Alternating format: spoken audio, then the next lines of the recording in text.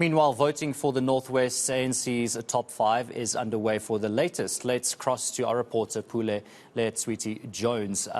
Pule, we've heard there were so many delays, this whole weekend actually, there's been so many delays, but now voting is officially underway.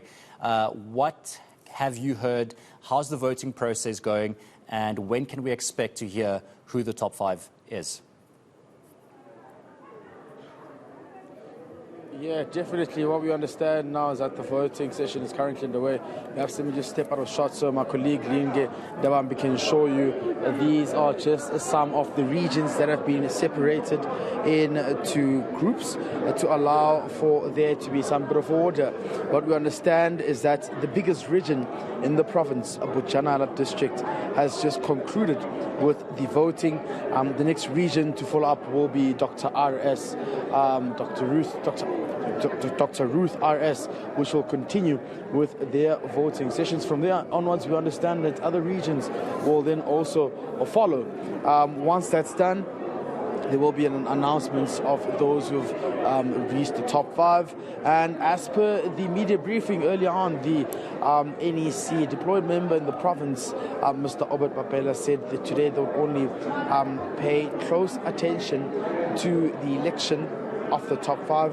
From there onwards, this conference will adjourn to the next date, 2 weeks from now, where they will continue with the election of additional members, which includes provincial executive committee members as well. I suggest that what that also means is that the president will not be closing this conference as planned. So part has been done, but also, like you said earlier on, delays have also been at the center of this provincial conference, and hence why it's been marred by so many challenges as well. Now, the top 2, or the top 2 that are nominated for the chairperson of the Northwest ANC, we have Nono Maloi, and then of course we have Bushe Mape. Who is likely to come out on top from what you hear there? Well, this is all about a numbers game at the end of the day. Anything can change at the 11th minute. But of course, we have seen on the ground as to how the former ANC MP Nono Maloi has gunned for most of those numbers as well, putting him at a very advantageous position as well.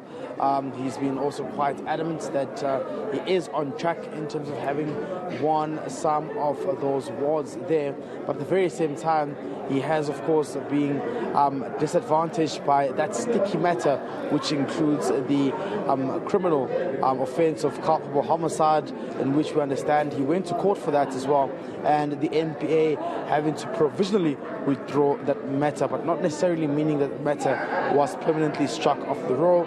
And then you also have Bushe Mape, who is the Premier of the province, who we do understand though didn't receive much confidence from his home, back home, in terms of winning some of those numbers there. So it means that he's also been trying to consolidate 4 numbers and get some sort of power in terms of those who can back him up for this position as well. Previously we had spoken to him to ask him if he was confident in terms of him having to stand for this position, and he has said that once he has received the support of the branches, he would then partake that journey of having to contest for that chairperson position.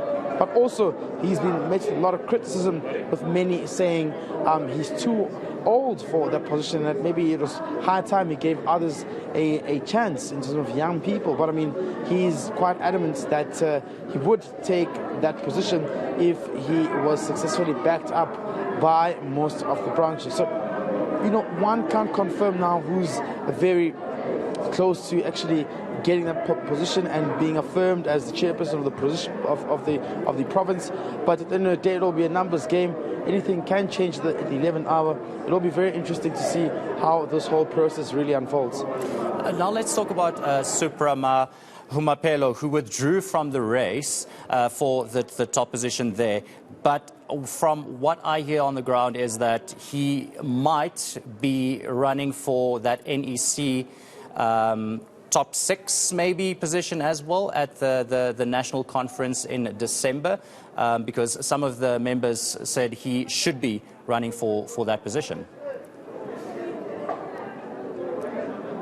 Yeah, I mean, speculation has been rife in terms of him having to gun for the Secretary General position within the ANC's top brass. But we spoke to him earlier on. He was keeping his cards close to his chest, not revealing any intention as to what he will be doing next. I mean, he said that he wasn't quite interested in this provincial conference, saying that he's supporting both those candidates who are vying for the chairperson position in the province. But of course, there's also been rumours around him having to be behind those applicants who actually filed and successfully interdicted the IPC from participating and voting in this conference. Tomorrow, again, we do understand that those who are aligned to Mahumapelo are also going to the Mahikeng High Court, in which they will be interdicting this provincial conference in its entirety.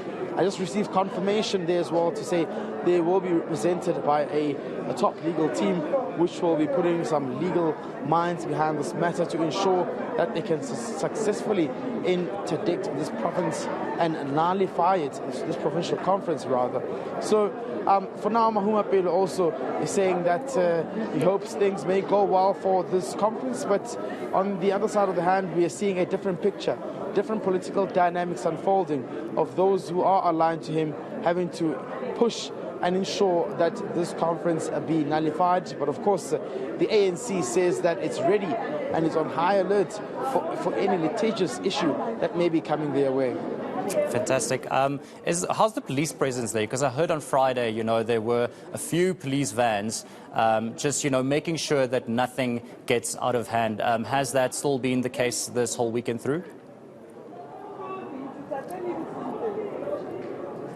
Yeah, definitely. And maybe perhaps you can just speak to ADC member Nomvulo Mkonyane, who's joining us right now. She just came out of there. Mkonyane, thank you very much for joining us. Perhaps let's just start about an update as to what is unfolding right now and how far are we in terms of the voting process. Thank you very much. We've got 3 regions now that have voted. We're left with 1 region. And we show that in the next hour we will be done with voting. It's 687 voting delegates, and we believe that this is also again a demonstration of a very tedious exercise by the ANC of making sure that you afford many branches to participate.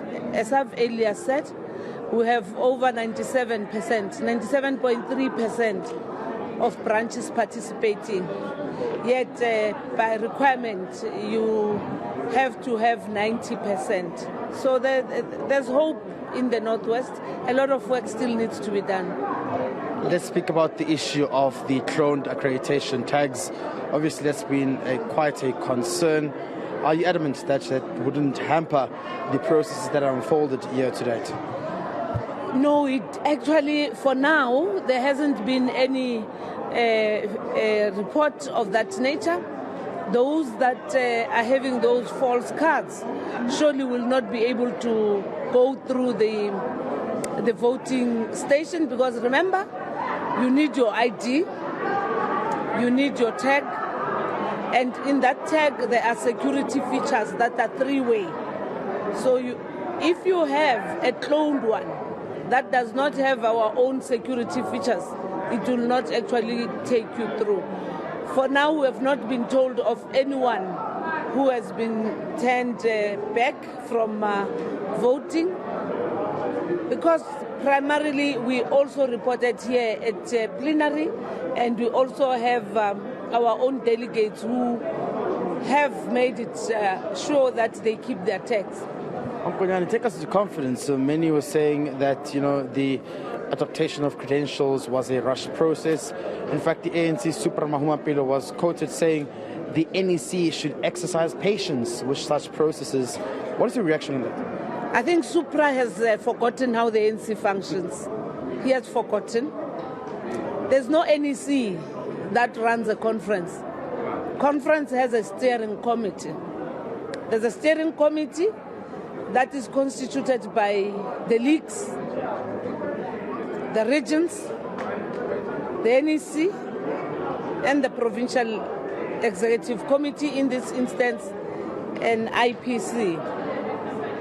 Having had that court judgment on the PEC, on the IPC, the steering committee felt that it would be important that you then have members of the steering committee who are NEC members being the ones who preside over plenary, but on all processes of credentials and everything, Comrade Supra has forgotten. In the Credentials Committee, you have the regional secretaries, and in this instance, in the Credentials Committee, you have the regional coordinators, you have the regional secretary of the leagues, and the provincial secretaries of the leagues, and before anything comes here, they all sign, including the voters' roll. So I think he has been out of space for a long time. We have seen, or rather heard, that tomorrow there will be a court case. Papers will be filed to interdict and nullify this provincial conference. Are you aware about that? Are you ready, if any of these legal matters come your way, looking at nullifying this hard work that has been put in this whole weekend? We're not aware. Once we are made aware, we will be able to provide our own information to deal with these processes. The good thing we have learned from our own past mistakes. Remember the KZN conference of Sihle Senzo? We've learned from Supra here, and his regions that could not participate in 2017 at the conference. We've learned from the Free State, remember, that they couldn't participate. What do we have now? We've got guidelines. We've got guidelines that guide the entire process, because the courts used to say, allow structures to participate, liberate the member of the branch who comes from the member of the ANC who comes from the branch, create mechanisms for disputes. We had 54 disputes that were a subject of appeal to the NDRC. We also had the process run by the Electoral Committee, similar to the one chaired by Comrade Khalima Motlanthe. 4 provinces you elected when you prepare for a conference. Independent, that's the one that facilitated the selection of candidates, that facilitated the nomination of candidates and the selection of delegates. Yes, we'll hear what is going there, but for now, we'll proceed in accordance with what we have here. The adoption of credentials, it's about a pronouncement that conference corrects. What protects you from having registrations continue while there was credentials that have been adopted? There's never been registration that continued. There was an issuing of tax, as well as the regularization of those that had to rerun, and those that were waiting for the verdicts of the reruns that they had. No one was actually registered afresh. In fact, those who also came and tried to disrupt the proceedings there, some of them were mobilized to come in there. But lastly, there's never been a conference anywhere that has got 100% of branches participating, because there is a process. And hence the threshold for branches, it's 70%. For delegates, it's 90% who must actually vote. And the notion that there was a continuation of registration, it's again a reflection that people do not understand the very processes. We've become much wiser as an organization. And where we are challenged on processes, we've been able to defend ourselves. Is it disappointing that the president couldn't close his conference today? It's not a disappointment. The conference is not going to be closed today. The business of the conference will proceed on another date, just as we have done with Gauteng, just as we have done with other conferences that get adjourned. The president can't come and address a conference that is still to continue. Nomvula, thank you very much there, sir. Nomvula Mkonyane, ANC NEC member. They're just giving us an update regarding those developments that are taking place here at the Northwest Conference. Must say, it's going to be a long evening. We're still waiting for the other region to actually conclude with the voting. From there onwards, the top 5, one believes, will be elected. Earlier on, the NEC member, Obed Papela, had said that they would continue with the nomination of some of the PEC members, but at least now we've got confirmation that that will be adjourned to another date 2 weeks from now, where additional members will be nominated, then will be elected as well. Quite a lot of work has been put into this provincial conference, although it has been met by a lot of delays, challenges, and of course other issues. The ANC believes that they're on track in terms of running their affairs, while some are still questioning the reputation and integrity of this province. Hence, that court matter that will be looming tomorrow, where we are seeing other aggrieved ANC members actually going to the courts trying to nullify this province as entirety. It is a bit worrisome, I think, there for Nomvula Mokonyane to say that she isn't aware of that particular court case or those papers that could possibly be filed tomorrow. So her not being aware is a little bit of a red flag there. But I also just want to check something with you. She mentioned 687 voters, if I'm not mistaken. And we heard on Friday that there were supposed to be 800 registered voters at the conference.